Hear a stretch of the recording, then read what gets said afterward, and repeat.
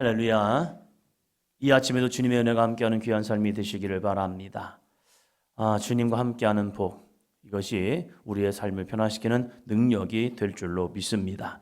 우리가 신앙생활하면서 시험, 시련당하는 거 하나님 피하게 도와주세요 라고 많이 기도합니다. 하나님, 우리 아이들이 성장하면서 시험거리 없이 평탄한 길을 갔으면 좋겠어요 라고 말합니다.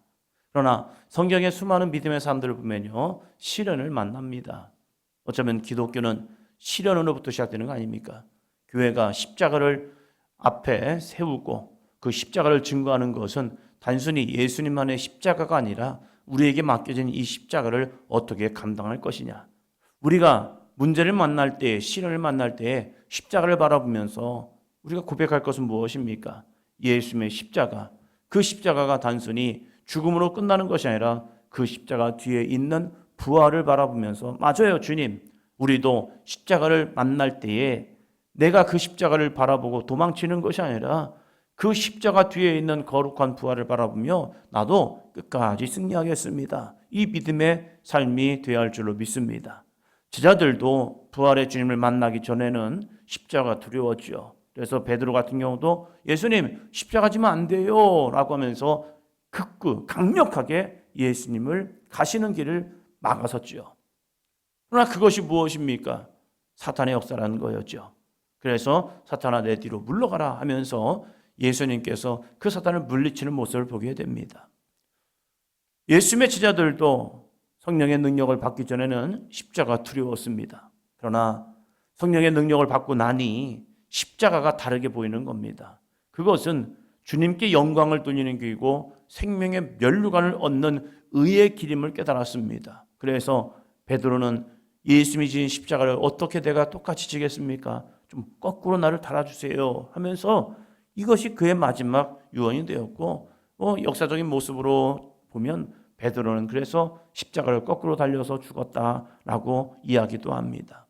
오늘 우리는 어떠한 믿음의 삶을 살아갑니까? 어떤 분은 교회에서 시험거리를 만나면 아니 왜 교회가 이래요? 라고 얘기합니다. 교회가 시험거리가 없어야죠 라고 말합니다. 아니요. 살아있는 사람에게는 늘 문제가 발생합니다.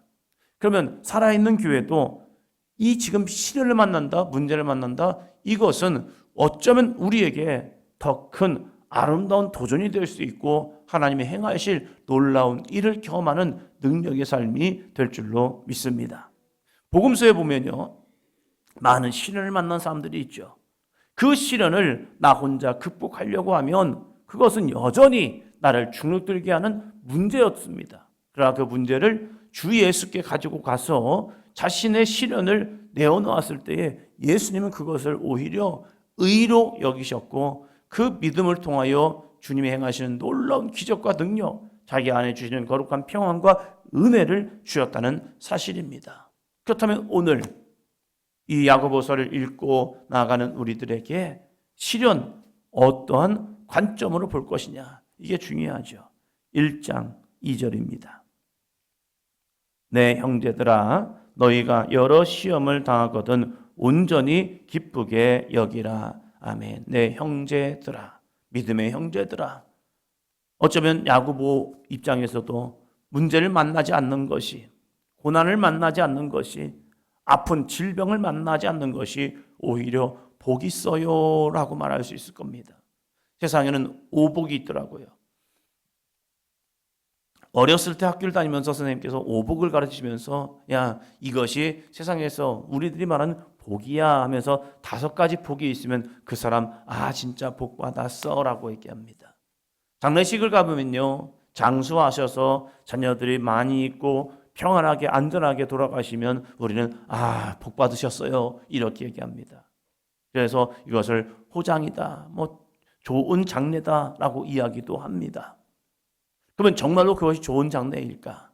우리에게는 관점이 다르죠. 우리에게는 중요한 관점, 예수님을 믿었느냐 믿지 않았느냐. 믿으면 그가 어떠한 죽음을 만났든지 그는 은혜입니다. 그러나 예수 그리스도 없이 부자로서 나이 많게 자녀들이 번성하고 그리고 자녀들도 속 썩이는 싸움 없이 그냥 자신들의 삶의 자리에서 잘 승승장구했다면 그것이 세상에서는 복이라고 말하지만 아니요. 우리가 예수님의 비유에서 말씀처럼 부자가 호화롭게 살다가 죽었을 때 그의 마지막은 지옥 불구덩이에 있었다는 거예요. 그것은 복이 아니죠. 그건 저주이죠. 예수 그리스도를 믿을 때에 그것만이 참된 복인 줄로 믿습니다. 그래서 이 야고보서는 우리에게 이야기하고 있는 겁니다. 내 형제들아, 다른 사람도 아니고 믿음의 형제들아, 너희가 여러 시험을 당하거든 온전히 기쁘게 여기라. 아니 왜 시련을 기쁘게 여깁니까? 시련, 시험이라고 하고 있는 이 페이라스모스라는 이 단어를 보면 외부적 시련도 있고 내부의 유혹도 있습니다. 외부적으로 만나는 많은 시험들이 있죠. 경제적인 위기, 질병, 사람과의 관계에서 나오는 아픔들, 나랑 가장 가까이에서 벌어지는 문제를 통하여서 내 안에 시련을 오게 됩니다. 시험을 만나게 돼요. 그러면서 때로는 이런 이야기를 하죠. 하나님, 정말로 나의 하나님이 되신 거 맞아요. 주님, 나의 구원자가 되는 거 맞아요.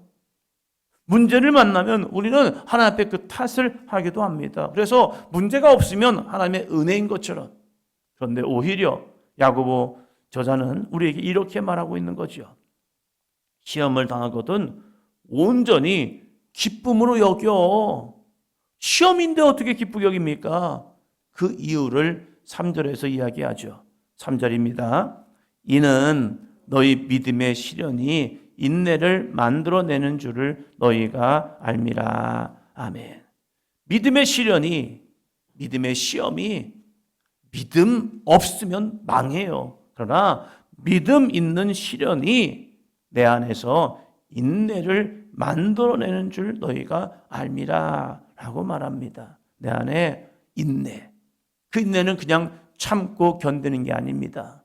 여기서 인내는 중요한 관점이 있어요. 그게 뭐냐면 주 예수를 붙드는 인내요.